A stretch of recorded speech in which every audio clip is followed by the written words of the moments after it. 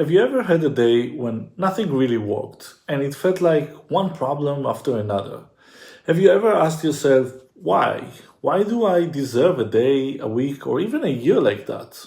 A few years ago, I had one of these days. The kind where nothing goes right. I was in the middle of running a Kickstarter campaign and received the first batch of my book prints, 1,000 initial copies. Unfortunately, they were all wrong. Pages 20, 21, and 22 were in the wrong order. When I started this creative adventure, I rejected the idea of failing. I kept telling myself, I will do everything in order to succeed. Failure is not an option. I worked very hard, put in many hours, followed my own script for running a Kickstarter, hired talented artists, and called over 1,000 individuals to contribute to my campaign. I took no vacation, worked non-stop for months, all while holding a full-time job. I kept doing and doing and doing, telling myself, I will do everything in order to succeed. Failure is not an option. And these efforts paid off.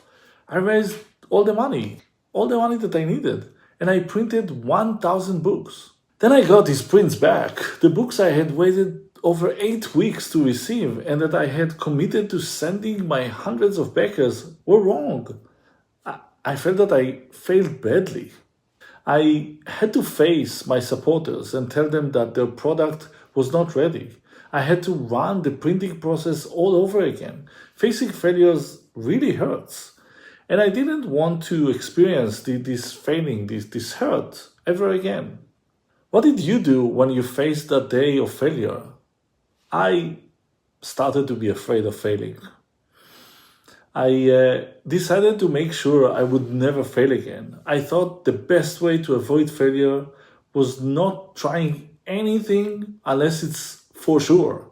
I told myself that I would contact my printer every day to check on the status of the books.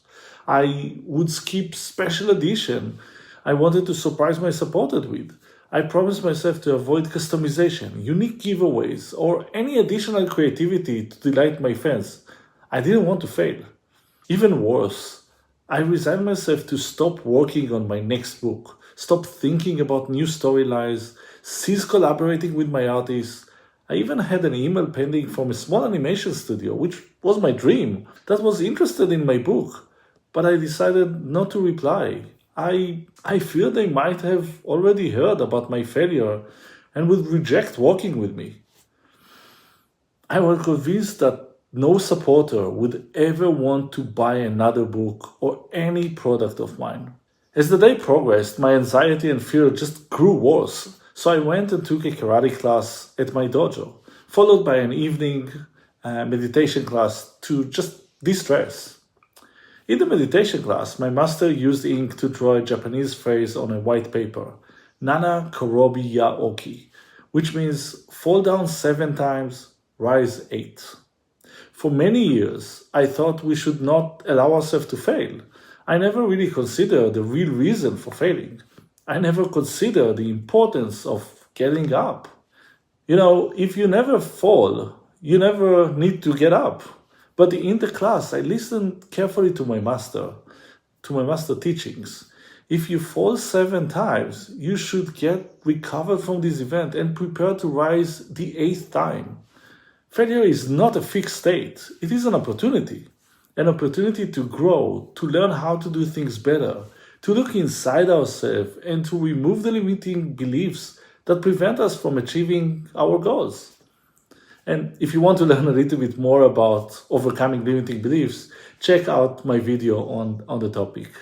When I decided to never fall again, I made sure that I would never try anything new. I would not move forward, experience new things, create progress, or have a growing impact on people's life. To live a remarkable life, we have to embrace the lessons from our failures. Today, I still make sure I have my systems and processes in order. I make sure to take control of things that are under my control, but I don't let the fear of failure prevent me from creating the life I want for myself and for the people I care about. I have learned to crave the learning and the insight that are results of failure and to try new things because I know I will always get up one more time. As for my book, the morning after the dreaded day, I set up a meeting with my printer and we established a new quality assurance process to ensure this issue would never happen again. The next printing edition came out beautifully. I was selling thousands of copies within just few months. My supporters were very understanding and hundreds of them supported my next creative project. Yes, that's me smiling. Many times, our major breakthroughs happen after a major breakdown. So use your next failure to learn, to rise one more time, to get better, and to be remarkable. And if you got any insights from this video, please subscribe to my channel, like and comment. And until our next time together, may you live a remarkable life.